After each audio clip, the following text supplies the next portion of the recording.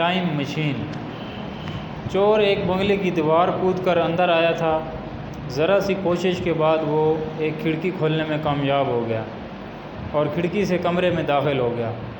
اس نے ٹارچ کی روشنی میں دیکھا دیواروں کے ساتھ میزیں لگی ہوئی تھیں اور ان میزوں پر طرح طرح کے سائنسی آلات رکھے تھے۔ ہال کے بیچ میں ایک 8 فٹ اونچا شیشے کا گولا موجود تھا جو ایک لکڑی کے سٹینڈ پر کھڑا تھا۔ اس بنگلے میں ایک سائنسدان پروفیسر تابانی اکیلے رہتے تھے۔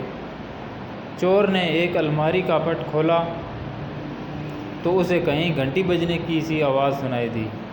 اس نے وہم سمجھ کر توجہ نہ دی۔ وہ ابھی اپنی مطلب کی چیزوں کا جائزہ لے ہی رہا تھا کہ فضا میں پولیس سائرن گونج اٹھے۔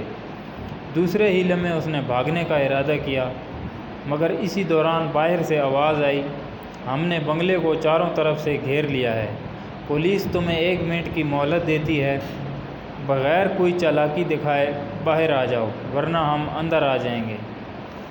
وہ جیل نہیں جانا چاہتا تھا، اسی لیے وہ چھپنے کی جگہ تلاش کر رہا تھا۔ اچانک اس کی نظر شیشے کے گولے پر پڑی۔ گولے کے اگلے حصے پر بہت سارے بٹن لگے تھے۔ اس نے کئی بٹن دبائے، آخر ایک بٹن دبانے سے دروازہ کھل گیا۔ اس نے گولے میں داخل ہو کر دروازہ بند کر لیا۔ دروازہ بند ہوتے ہی اس پر غنودگی طاری ہو گئی۔ اسی وقت اس کے ذہن میں مصر کی ملکہ کلیوپیٹرا کا خیال آیا اور پھر اس کا ذہن تاریکیوں میں ڈوب گیا۔ جب آنکھ کھلی تو دیکھا کہ کوئی صحرا ہے۔ پولیس سے جان بچنے پر وہ خدا کا شکر بھی ادا کر رہا تھا اور ڈر بھی رہا تھا کہ کسی بڑی مصیبت میں نہ پھنس جائے۔ اتنے میں دور سے 2 گھوڑ سوار آتے دکھائی دیے۔ اس نے اپنی پستول نکال لی۔ گھوڑ سوار قریب آ کر گھوڑے سے اتر گیا۔ انہوں نے اجنبی زبان میں کچھ کہا۔ وہ حیرت سے منہ کھولے انہیں دیکھتا رہا۔ دونوں گھوڑ سواروں نے اسے زبردستی گھوڑے پر بٹھا لیا اور ایک طرف روانہ ہو گئے۔ راستے میں اسے چھوٹے بڑے اہرام نظر آئے۔ پھر اسے کلیوپیٹرا کا خیال آیا۔ اب وہ سمجھا کہ وہ گولا دراصل ایک ٹائم مشین ہے اور یہ علاقہ مصر کا ہے۔ وہ لوگ اہراموں کے پیچھے قلعہ نما محل میں داخل ہو رہے تھے جس کی دیواروں پر تیر اندازوں کے دستے کھڑے تھے، پہرے دار مستعد کھڑے تھے۔ غرض پہلے بہت چہل پہل تھی۔ اندر پہنچے تو دیکھا کہ دربار سجا ہوا تھا، لوگ قطار در قطار کھڑے اور بیٹھے تھے، جبکہ بالکل سامنے ہیرے جواہرات سے مزین تخت پر نہایت حسین و جمیل عورت بیٹھی تھی۔ سب درباری حیرت سے آنے والے عجیب و غریب انسان کو دیکھ رہے تھے۔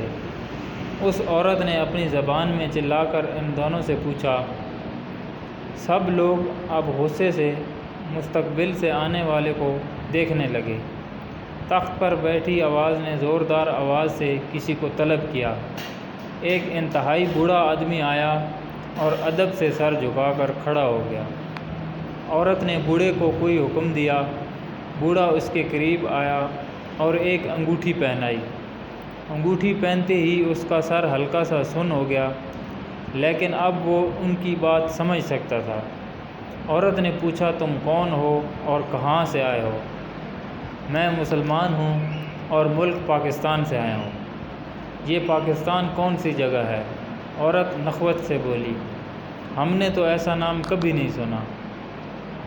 ہم کلیوپیٹرا ہیں، عظیم مصر کی ملکہ۔ تمہارا یہاں آنے کا مقصد کیا ہے؟ اس کی آنکھیں پھٹی کی پھٹی اور منہ کھلے کا کھلا رہ گیا۔ ملکہ نے پھر سوال کیا۔ ملکہ کو گھورتے ہوئے وہ یہ یقین کرنے کی کوشش کر رہا تھا کہ یہ خواب ہے یا حقیقت ہے۔ کوئی جواب نہ پا کر ملکہ نے کسی جادوگر کو طلب کیا۔ جادوگر بھی اسے دیکھ کر حیرت زدہ تھا۔ ملکہ نے جادوگر سے پوچھا، تم بتاؤ یہ کس مقصد سے یہاں آیا ہے؟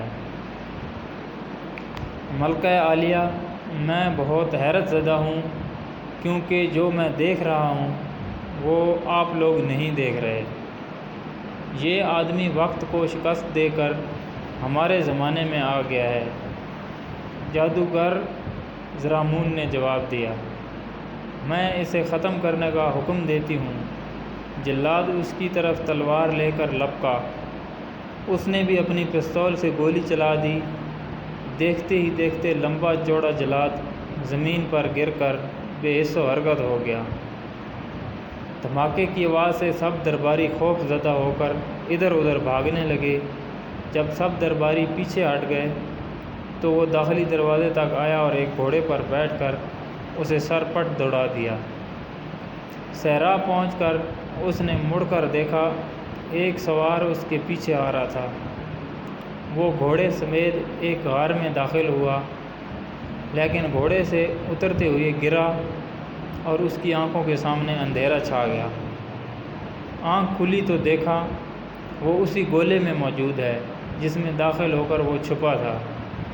وہ اس جادوئی گولے سے نکل آیا۔ باہر پولیس اور بوڑھا اسی جگہ کھڑے تھے۔ پولیس نے اسے گھیر لیا۔ اس گولے سے نکلتا دیکھ کر پروفیسر نے کہا، ارے اس خواب دیدہ گولے کا تو مجھے خیال ہی نہیں آیا۔ بوڑھا سائنسدان ہنسنے لگا۔ پولیس والے بھی مسکرانے لگے۔ یہ ایک خواب دکھانے والی مشین ہے۔ اس مشین میں جا کر کوئی بھی اپنی مرضی کا خواب دیکھ سکتا ہے۔ پروفیسر نے بتایا تو سب ہنسنے لگے۔ چور کو وہ بوڑھا ایک انتہائی مکار انسان لگنے لگا۔ اس نے یہ مشین یقیناً کسی خاص مقصد کے لیے بنائی ہوگی۔ اسے یاد آیا کہ وہاں ایک انگوٹھی پہنائی گئی تھی۔ اپنی سچائی ثابت کرنے کے لیے اس نے انگوٹھی انگلی سے اتارنی چاہی، مگر انگلی خالی تھی۔ پولیس کے ایک اہلکار نے